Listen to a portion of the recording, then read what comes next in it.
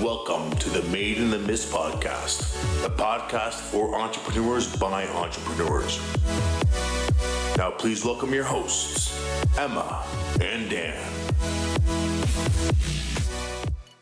And welcome everybody to another amazing episode of the Made in the Mist podcast, a podcast for entrepreneurs by entrepreneurs, where we learn the secret sauce, the tips and tricks, and everything that these founders have essentially done to be as successful as they are today. And of course, we keep the ball rolling with another amazing guest today on our show. We have Jessica Friesen, CEO of Gales Gas, a nurse, an author, a mother, you name it, you've done it. Welcome to the show. Thank you so much for coming. Hey, thank you for having me. It's great to be here. Yeah, no, we're really, really excited to have you here too. And of course, I'm always joined by my co-host, Emma Eldon. Of course, if you don't remember that the last episode, we did a little bit of a name switch. It was Arnott and now it's Eldon because I got married. Recently married too. Thank you. Yeah, and still married. So that's that's always good. Congratulations on that too. Yeah, exactly. So again, really, really excited to have you, a trailblazer in what you've done here. So for those who don't know, and I'm sure you're going to get into the history of you and how you came to be the person you are today, but a little bit of context. In the past, registered nurse in the city of Niagara Falls Hospital.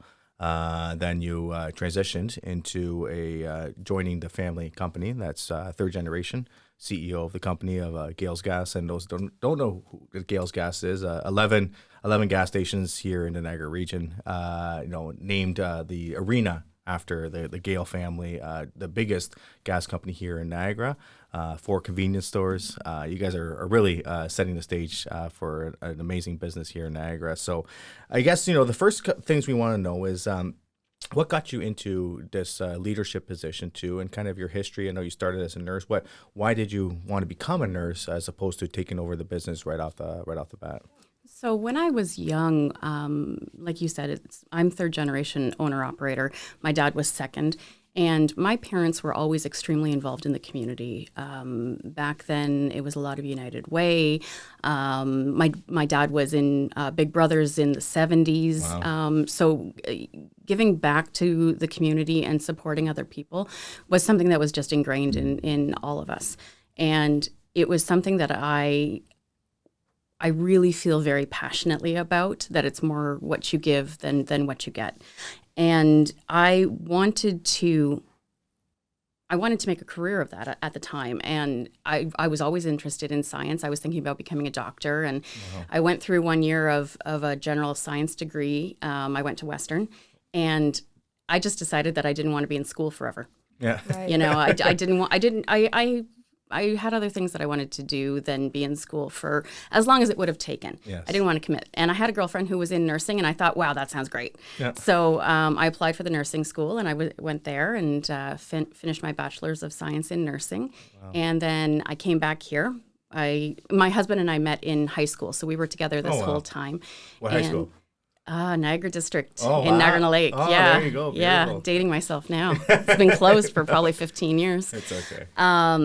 But yeah, came back because my husband was here, and we got engaged, and I started working at the hospital, and we moved in together, got married, and quickly got pregnant. And we had always wanted to be young parents. Our goal was always actually where we are right now. My kids are now 16 and 14, and we're looking at, we're in our mid 40s, and what are we doing next? Where can we go? Wow. Where, that's what we had always wanted.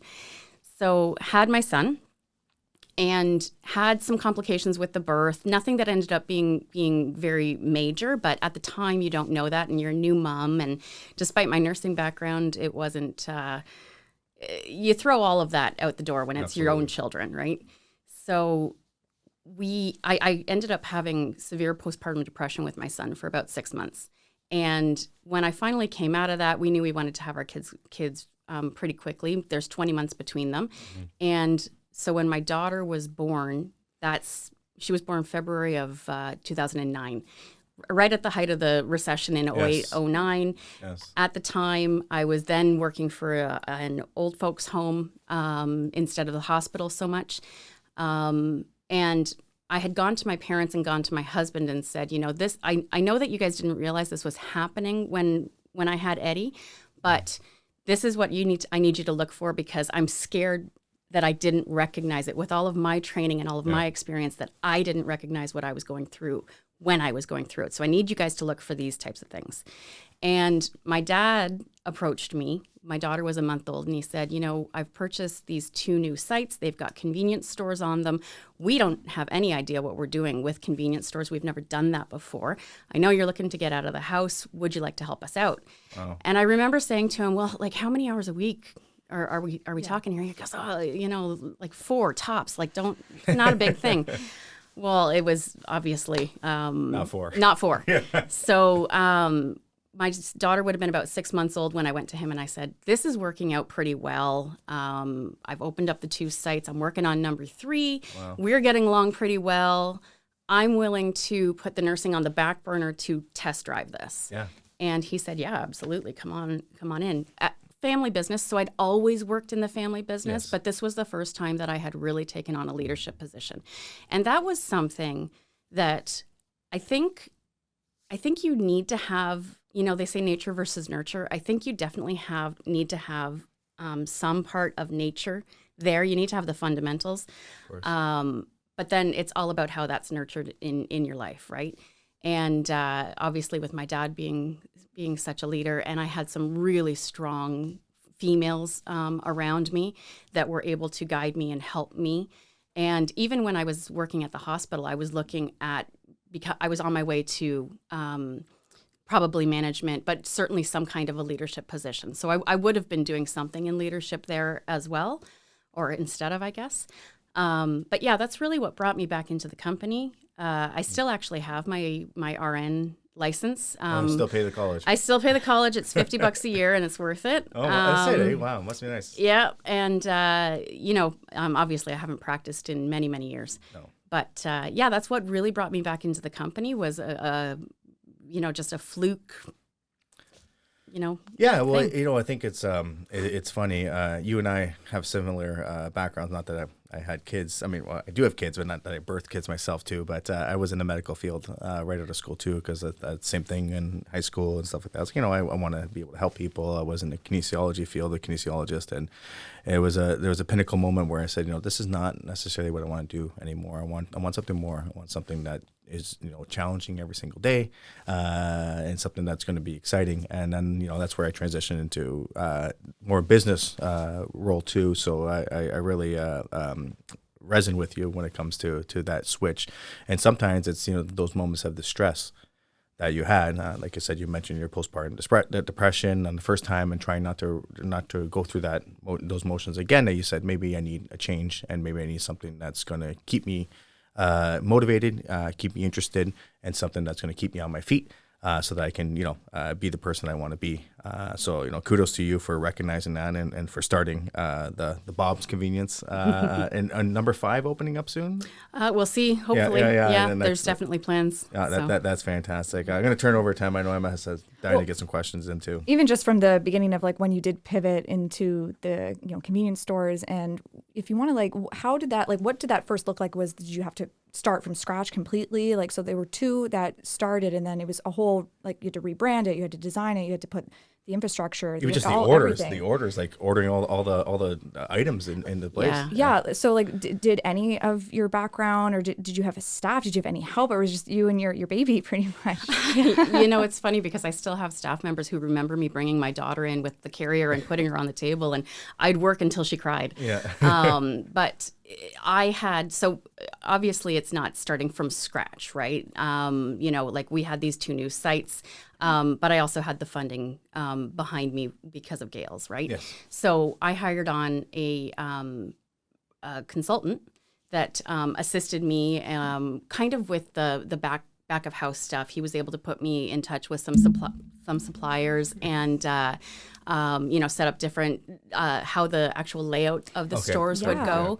And I really worked very closely with him for the first 2 stores, and then I took it from there. Wow. So that was very helpful. And just timing wise, there's a major convention in Toronto every year that happens in the spring. So that was just lucky that I was able to go there and sit in on some sessions and whatnot. And a lot of It's funny, but the multitasking and a lot of the skills that I learned as a nurse were very applicable in my role with Gales and with Bob's. The multitasking and the customer relations, meaning either the actual foot customers or my staff. Mm-hmm. But things thinking of profit margin and markup and stuff like that. Yeah. Those are things that I had never had to consider before. So those were the things that I really struggled with. Very quickly, I had to learn what all of that meant. Now, the good thing was that you're right. We had to rebrand. We had to put the signs up and whatnot. And we really gutted those two sites as well. So I had about 3 months where I could learn quickly and build those relationships before the doors actually opened for the stores. So that bought me a little bit of time so that I could, put everything into place and feel more comfortable. Feel comfortable with like the project that you've pulled off and everything. And it's amazing. Besides the challenges, I mean, opening those first two and rebranding and going through the process, at what point, because you opened more, you've scaled since. So at what point did you open like the third and fourth location? Like how far? So within 18 months. Wow. So that was a really quick scaling process. Okay. Yeah, it was. We saw right away that it was very beneficial to have the convenience store on there. I mean, it just makes sense, but we're talking 15 years ago. Yeah. And it was different. Was there many gas stations that had a convenience store, or were you guys kind of the first trendsetters for that? No, they were all starting to go along those lines, but this was at the point where grocery stores were still kind of closed on Sundays and not open 24 hours. So that's really what, convenience was there to support. Yeah. And that industry was changing at that time. So it makes sense. But again, not everybody was there at that point in time. I know if I opened up a convenience store, it'd be trouble because I would just probably eat more of the inventory. Oh, I did. Exactly. I do. It's like, these are going to expire soon. I'll just, take them off the shelf. And every now and then we get a new product, and I'm like, oh, guys, we sample it. We got to test. It's product testing, right? Like this sounds too good. No, and that's amazing. And I want to bring it back to you being a woman in the industry. Was that something that was rather rare for somebody like you to open up a convenience store location? Was it mostly male dominated at that time, and you were kind of a trendsetter with that as well too? Yes. At the time, there was not a lot of females in leadership positions in either the convenience or the gas industry. Mm-hmm. I've seen a lot of change in that over the last 15 years. But certainly I was one of not even a handful at that time. Well, congratulations for taking that opportunity and making sure that you maximize it and done great things with it. And you were recognized for an award recently for diversity, inclusion, and everything. So you've been awarded a lot over the past, even Hall of Fame back in 2016. Like there was a lot that came through that. So once you were established and everything, because you are a leader in the community too, Gales Gas has become just a staple in general in Niagara. So even how have you used Gales Gas to kind of integrate into the community further beyond like the convenience and the oil and gas industry? So Gales Gas got my foot in the door, got a toe in the door, but it's certainly not something that makes you a staple anywhere, right? Like you have to, it'll get you in, but it won't allow you to stay. Yeah. So I really, again, going back to, I wanted to help people. Like at the end of the day, that's what everything is about for me. So I got my foot in the door at different organizations. I started volunteering at different organizations. I started doing a lot of committee work for different organizations, and eventually that led into board work. So being a board of director, and I now have my chartered director's designation. Wow. But that is something that I don't have a lot of time to volunteer with my hands. Yes. For something, 2 kids and the business and everything. And 2 dogs. 2 dogs too. But my board work, I can do all of the prep work at a time that's convenient for me. Sometimes that means in bed, reading or whatever. And then you show up for the meetings and you make the decisions that you feel are best, right? And that's something that is very reasonable for me, very, very achievable. And rewarding as well too, right? It is, and it's fun to see the organizations making the changes and benefiting from my work in some way. And it's also fun to get to experience different industries. So, talking about healthcare, I was on the board for Hotel du Shaver, the rehab hospital in St. Catharines. Yes. I'm on the board for the Niagara Parks Commission. Now I'm on the board for the University of Niagara Falls. Wow. So, I really get to experience different industries that either pique my interest or, sometimes it's just been, hey, we need help. And I'm like, yeah. Yeah, sounds good to me. Yeah. So, and the advisory board for the Magnificent Women's Market. And that's what I was just thinking too. The Magnificent Women's Market is such a fantastic opportunity for new entrepreneurs or just entrepreneurs in general, right? Yes. And being able to support anyone who is either just starting or, just expanding their journey. It's time now that I start giving back to I'm no longer a young professional. I've accepted that. You look like a young professional. Well, thank you. I forgot the style, that's for sure. But, I really enjoy being able to help other people and at least be a sounding board. If I can't give them advice, then, they can vent to me. Well, and not only that, you've almost been through the ringer and came out on top. So I think, your advice is something people seek because, you've had such deep experience, some perhaps traumatic instances in your life where you came out on top too. So I think, your advice is very valuable to a lot of these entrepreneurs. And given that, what are some of the things that you think you've learned along the way that you can share with some of our listeners who are mostly entrepreneurs to say, try not to do these and don't make the same mistakes I did because, there's no need to go through that if I can give you some advice. So what are some of the things that you would say that to young entrepreneurs, new entrepreneurs, to mistakes or tips or tricks to try to avoid? So one of the things that I always think of, and it came to me when my kids were really little, because as you know, kids go through phases. Oh, gosh. And that phase might be a few days, might be a few months, whatever it is. But this phase will always end. Yeah. You will always get past it.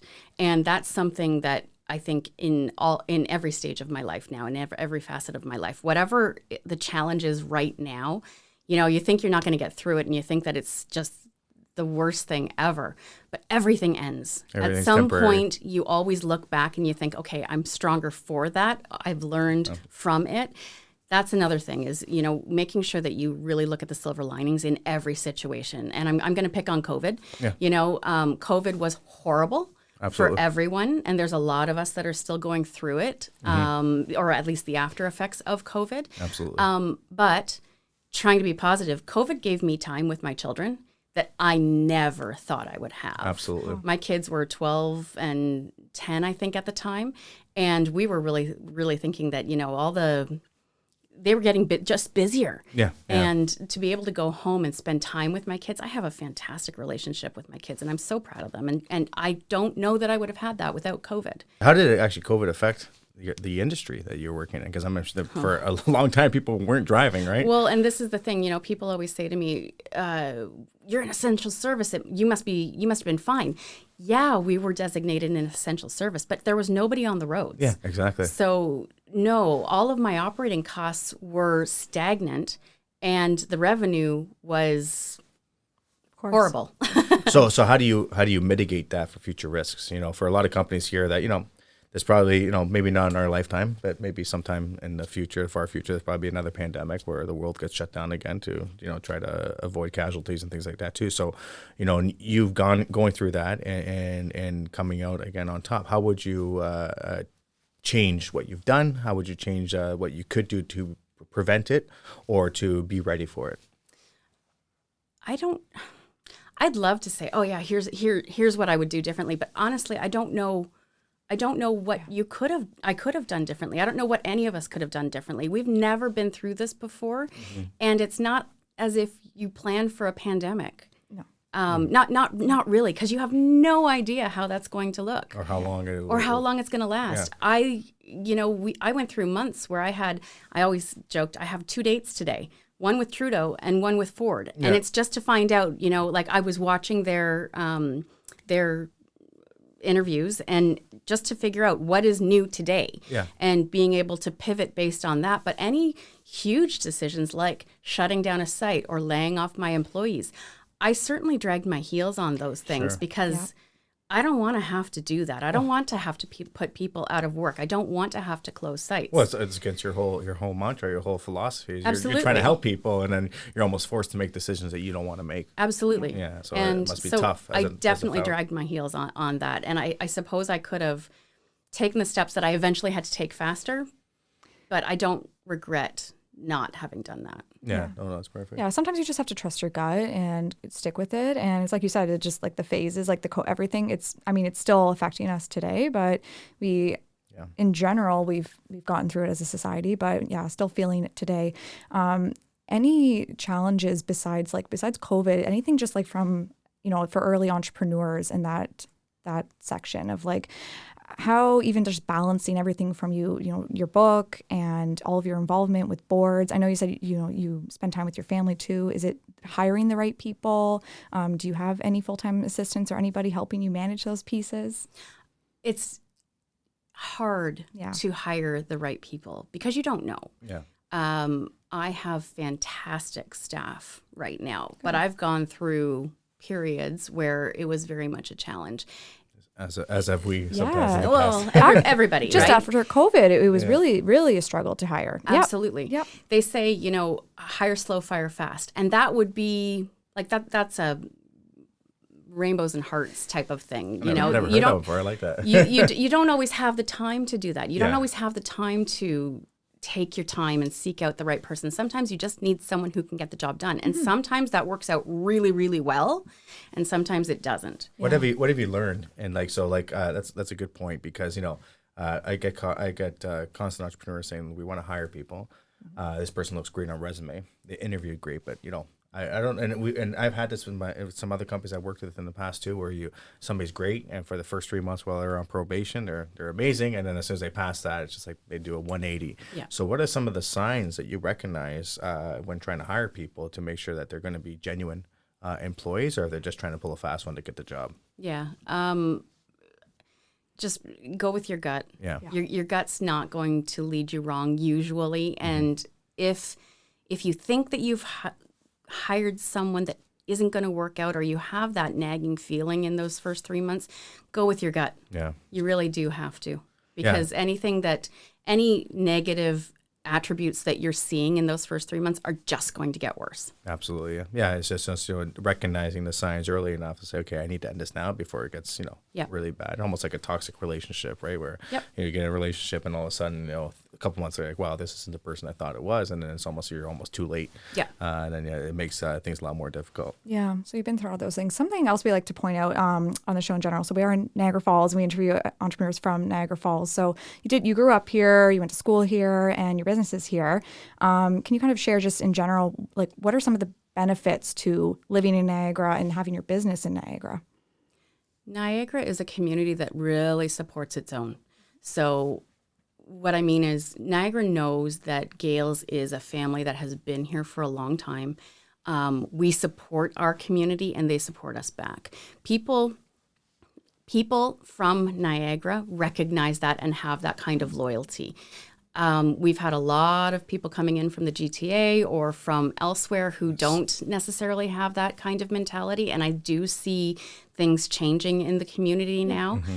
I don't think that I think that it is imperative for individuals to support entrepreneurs and the smaller businesses. Absolutely. I don't think that it is wise for the future of Canada for us to focus too much on the bulk stores or the big name brands or whatnot. They're not the people who are going to support your Little League or support your dance or whatever. And they're not the people that are hiring as many people. Do you know what I mean? Which is so important. They might, like, I'll pick on Walmart for lack of better ones, right? Walmart might hire 100 people, but you see them coming through with all of their automated tellers and stuff like this, right? Like self-serve things. Of course, yeah. That's not, in my mind, that's not the way to go. No. I understand why they do it. On the flip side of things, like the cost of an actual employee is so significant, and a computer doesn't argue, doesn't, talk back, Doesn't show up there's late. doesn't show up late. They're always there. All of these things, right? I just think that when I say the community, I don't mean Niagara. I think society in general needs to change the way that they look at things these days and understand what we all need to do in order to support each other in a more fulsome way. It's a slippery slope when you start introducing technology, right? Because you're trying to do it to make companies and business more efficient, but at the same time, you're playing with people's livelihoods. And in a world where there's not enough jobs for people, and you're cutting more and more jobs, then those people turn to government assistance programs, and in turn, it makes everything more expensive, right? Because you need to cover more taxes to cover those people too. So I agree with you. A small, medium business, they have that opportunity to really provide a great working opportunity for a lot of these local individuals and really care about them. They're just not another number. And I feel that, with Gales, that's probably, the philosophy you guys have is that, you really care about your employees. Mm-hmm. How many employees now in total does Gales? Around 90. Wow. That's fantastic. Yeah. That is Around there. That's But I think that there's a fundamental misunderstanding of the financial situation that we're all in and the cyclical effect of all of it. And I don't know how we fix this, but I definitely think that we need to start with our children. Yes. And, I've said before, let's go into a grade 7 or grade 8 classroom and teach them about the economic cycle and why going to, your local butcher is better than going to, again, I'll pick on Walmart, to buy your meat. Yeah, because then that butcher is going to, your dad's gas station and buying their gas. Yeah, right? exactly. the more spending you can keep locally, that those dollars stay locally. It's so important. And it's such a North America thing. Like I've traveled, been fortunate enough to travel to Europe a couple of times. And when you go to Europe, it's all small. Yeah. Small businesses all supporting each other. The local butcher supports the local baker, who supports the local gas station, who supports the local, whatever else it is. It's just, helping each other out, because, if you don't, then you have these big box stores that come in, kill a local business. And then, and then what happens is that, these big box stores have to make massive layoffs and cuts because they don't meet their profit margins. And now you're just stuck with, almost an abandoned town there. I think that was Walmart sending us a signal over there. Well, North America is very much concerned about saving a buck. Yes. And it's not usually worth it to save that buck. Not in the long run, like maybe short term, but if you're thinking big picture, and like you said, the whole cycle of the economy and everything, it's way better invest in your community. Well, look at Target. 100%. Look at Target coming to Canada. What is that? They came for a month? Felt like it. In and out. And they hired all these people. And then they couldn't make their profit margins work, and then they had to shut every store down and lay off all these people. And it's just like, those people probably left other jobs at local small and medium businesses, put those businesses into, cahoots, because now they have to try to find employees to offset that. So it's just, I completely understand. And I'm a big believer that, helping small businesses with other local people is going to go a long way. And that's kind of what we do here at the Hub.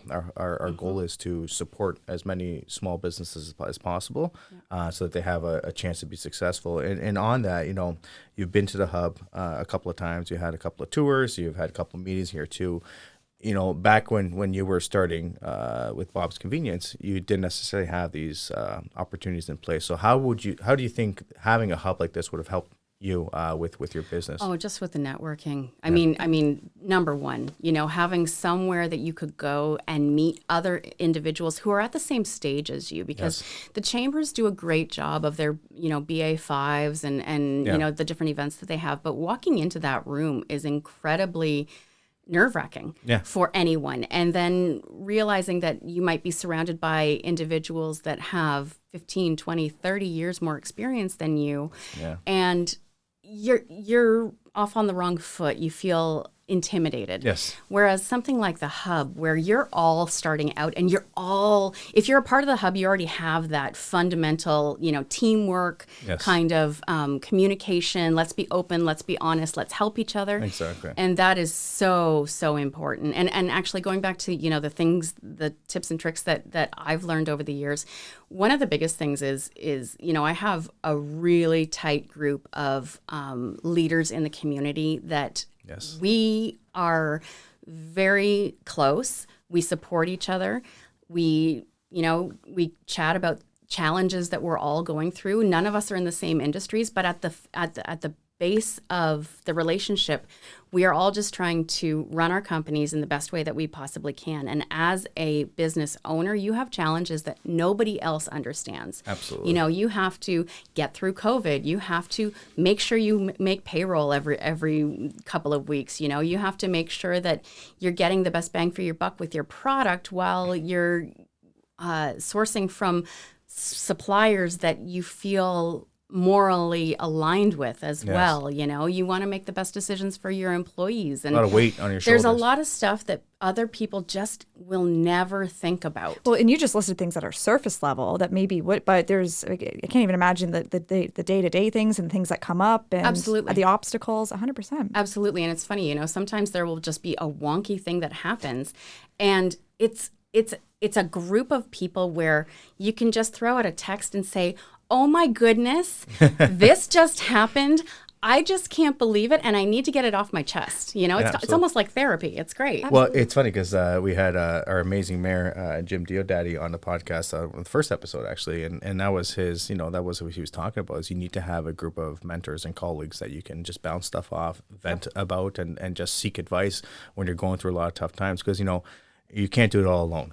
And to think that you can, that's very naive, and you're going to burn yourself out and you're going to fail. So having that group of mentors, having your group of other leaders in the community where you can say, oh my goodness, this will happen, and they can provide advice, you know, I've been through that, or don't worry, things like that too. It's very important. Knowing you're not alone. Yes. And letting others know that they're not alone either. It's so important. So what's next for the Gales Gas organization? I know, so you had the arena named after you guys. That's quite amazing news. I mean, state-of-the-art arena right here in Niagara Falls. 4 pads, is it? 4 pads, Four yeah. pads. So that was about 15 years ago. That name. Really, that long ago? Wow. Yeah. I mean, and that's great. That's wonderful, and it's a lovely legacy. But we also started a fund at that time for the citizens of Niagara Falls, and it's closed up now. It's been amalgamated with another. But for about 5-8 years, we operated the Bob Gale Recreation Fund, and it was to the residents of Niagara Falls to promote active and healthy lifestyles. Oh, wow. And that was more what I really liked, was being able to give to you know, anyone really. We had a seniors home in Niagara Falls come to us. They wanted a billiard table, and we funded that because we thought how great to get everybody down to the rec room to play pool. Yeah, right? yeah, exactly. Or a lot of hockey, but Yes. you know, like you could tell that some of these kids, they were filling out the applications themselves. You know, that's so and sad. and it was so sad. And I remember the one kid, we needed references listed. And it was probably his friend's name. And then we asked for the position, meaning, are they a CEO? Are they a CFO? Something or whatever. And I remember he wrote defense. And I thought, oh my goodness, that is so adorable. But being able to support people with, especially it was so wonderful. Especially hockey is quite an expensive sport for a lot of parents, right? So, you know, you giving those opportunities to those kids, you know, it's heartwarming for sure. And you know, and they'll always remember that. They'll always remember that you guys did that for them. And who knows, they could become the next NHL player, right? You never know. Just by having the opportunity that you guys do. So that's fantastic that you were able to provide that legacy fund for the citizens of Niagara Falls. So again, what's next? What's next? You know, we'll see. The last 7 years I've been focused on environmental. Okay. Environmental sustainability. So on top of giving back to the community, I feel a large environmental responsibility. Yes. So I've spent a lot of time and money taking out old tanks from the ground and putting in new ones. And a lot of people said to me, Jess, why aren't you putting convenience stores on all of these sites that you're renovating? I've done 7 in the last maybe 5 years. Wow. But why aren't you putting convenience stores on at the same time? You're not getting any ROI. Nobody knows that you've done this because you asphalt over it. Yeah, exactly. And I'd say, yeah, you're right. But there is more of a concern. I just not that there was anything wrong. We tested those tanks just, you know, every 2 years. Everything was great. And every time we took a tank out, I swear, it gutted me because the tank was pristine. Yeah. But the standard is now a double wall fiberglass tank, double wall fiberglass lines, making sure that there's no leaks, making sure that, in theory, these tanks can now last forever. Yes. And that was more important to me than putting more convenience stores on. So that's what my focus had been. We finished the last site this past spring. Wow. Congratulations. Thank you. I'm glad to have that done. And so now we're looking at convenience stores. Oh, wow. So Perfect. that's why, number 5, hopefully in the next couple of years. That's fantastic. Yeah. More scaling. That's awesome. Where are all the locations right now? Just for our viewers, just to fire off where they are. Yeah, so we have Fort Erie, Thorold, Niagara Falls, Niagara-on-the-Lake, and St. Catharines. But we also deliver petroleum products all through Niagara. So, so we deliver to furnace oil to homes. We deliver to all kinds of commercial customers, quarries. We deliver to Hornblower, Niagara. Oh, wow. Awesome. So that's our diesel that's running those boats. Wow, that's something that's pretty cool. Yeah, I really like that. Yeah, exactly. But we deliver everywhere. We have a terminal in Niagara Falls. We deliver everywhere from here to Hamilton and down to Dunnville and everywhere in between. So if you need petroleum products, then call us. Yeah, absolutely. And then I want to give you time to plug your book here too. I know that you wrote a book. If you want to give the listeners something that the book's about and where they can find it. Again, a silver lining through COVID. I had always wanted to write a book. I always thought once I retire that's something that I would do. It was a bucket list item for me, but COVID gave me a lot of time. Where I was either at work or I was at home. Yes. And so I took the opportunity to write about my battle with postpartum depression. Oh, wow. And so I published 2 years ago, just over 2 years ago now. And it's available on Amazon. It's called This Will Not Break Me, under the pen name of Jessica Friesen. And it's just, for me, it was more about seeing a leader that is willing to talk about a major challenge that I went through. Yes, it's about postpartum depression, but it's more about the fact that it's okay to talk about mental illness. It's okay to admit that you're going through a hard time or you've been through a hard time, and to normalize that conversation. That's what it was more about for me than anything, to let other people know that this is what I went through, and now this is where I am, and you can do it too. And that's the thing too, is and I resonate with that too. I was a couple of years ago, I went through a hard time in my life too, and I'm open to talk about it too. I had to see psychologists and stuff like that too, and it's totally normal to and it's encouraged. We're going through a hard time to seek that help, because again, you can't do it alone. Yeah. So that's fantastic and that's something that maybe over the Christmas holidays I'll give it a quick audiobook available, or is it just not yet? No. Well, there's a perfect place to record it right here. Wouldn't that's maybe next year. Yeah, exactly. Maybe That's fantastic. Sorry, Emma. I know that you had some. Oh no, questions. like this is I definitely want to cover the book, so thank you very much, Carla. Are there other initiatives, funds, or how can Niagara support you even more still as a business owner? Think of Gales. If you got to get gas, you got to go to Gales. Yeah. That's really what it's all about. Absolutely. That is what you're putting bread on the table for 90 Niagara families. Mm-hmm. You are supporting organizations that we support. We give a lot back to the community. Yeah. And that's because of the people that support us. So, we're coming up, I don't know when you're going to be putting this out, but we're coming up on Christmas time right now. Yes. So, this will be out before the holiday Christmas season. We're in the holiday season right now. We do have gift cards that you can purchase. They make a great stocking stuffer or birthday card or birthday gift or whatever. Yes. We have a loyalty program, so you can pick up a Gales Rewards card and you can get dollars off on future purchases. But, it all comes back to supporting those small to medium-sized businesses, people that are really from Niagara, because we're the ones that are going to be able to help you, right? Well, and not only that, like you talk about the petroleum, oil, and gas industry, that's dominated by a lot of conglomerates and a lot of big organizations. There's not a lot like us anymore. No, and that's what I was going to say, so how do you guys stay relevant? How do you stay competitive with the other people?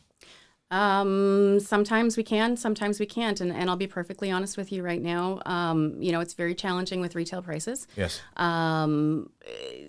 The carbon tax is really something that people need to understand. So the federal carbon charge goes up every April 1st.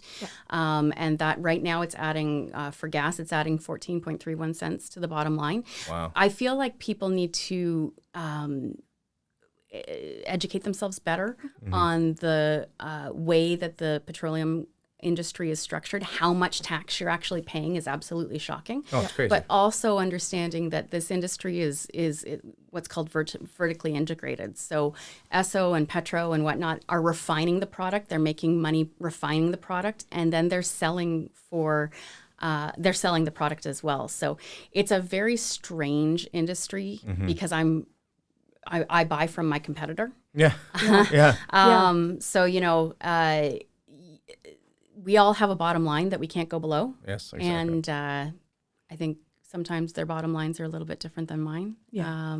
But, again, it comes back to, do you want to save that buck or do you want to invest the buck? Feed those 90 families. Well, that's support, exactly it. Invest into the community. And, Yeah. and I think that, we're reaching kind of the end of the show here too. So we're at a perfect time to say, and that's what it all comes down to. It's you got a company like Gales who is competing with some of the biggest companies in Canada and the world, and they're still making it work. They're still supporting the community, even though they have, like you said, you have a bottom line too. They give back to the community where a lot of these other companies don't necessarily on the level, local level that you do. They do a great job too, and that I don't mean any hate on Esso or Petrocan or anybody. Like they do a great job as well. But at the end of the day, they have shareholders that are they have to answer to. Yeah, they got dividends to pay and stuff like that, right? So whereas someone like me, I can decide to increase the wages for my staff, and that's something that obviously I take very seriously. No, and we really want to thank you. I don't know if you want any closing points. Just how our followers, can they connect with you on LinkedIn, or is there like Absolutely. a website? Yeah, if you want to play, is it just under Jess Friesen? Jessica Friesen. Yeah, I'm on Instagram, Facebook, LinkedIn. Yeah, Awesome. I'm all over the place. And definitely just if anyone's looking to purchase gas locally too. So is there a website? Or? There is, gales.ca. Beautiful. You can see all about our rewards program and about the products and services that we offer. Okay. And if you need more information, always come visit the hub, and we'll be happy to connect you with Jessica too and her team too. So I want to say thank you so much for coming. It's a great way to end this year with an amazing podcast with an amazing guest as yourself too. Don't forget to check the book This Will Not Break Me on Amazon. Please support a local business too, especially during the holidays when families have to pour out more money for perhaps gifts for the kids and other family members too. They can really use that extra support. So make sure that you guys are seeking out Gales Gas as much as possible and fueling your cars and snow blowers or whatever else. Yeah, that's right. That's right. And we want to thank you so much. As always, it's been a pleasure. I will tell you that this is the last episode you'll see me with a mustache. It was in November, but I went away a couple of weeks ago, and I feel if I shave, I'm going to have a white tan line here. So for the purpose of this episode, I left it on, but I promise next episode the ridiculousness will be cut away from me. I think this is the first and only podcast you've had a mustache. Exactly. One time only. There you go. So thank you so much, Jessica. I want to wish you, a Merry Christmas, Happy Holidays. Thank you for joining us. And again, if you want to see this episode, where can they find it, Emma? So this is the Made in the Mist podcast, and it's put on by the Niagara Falls Innovation Hub. It's available on Apple Podcasts, it's Spotify, and we also have a YouTube channel as well under Niagara Falls Innovation Hub. Perfect. So thank you so much. Merry Christmas, Happy Holidays, and Happy New Year. And you'll see us with our next episode in the early New Year. Thank you so much. Thank you.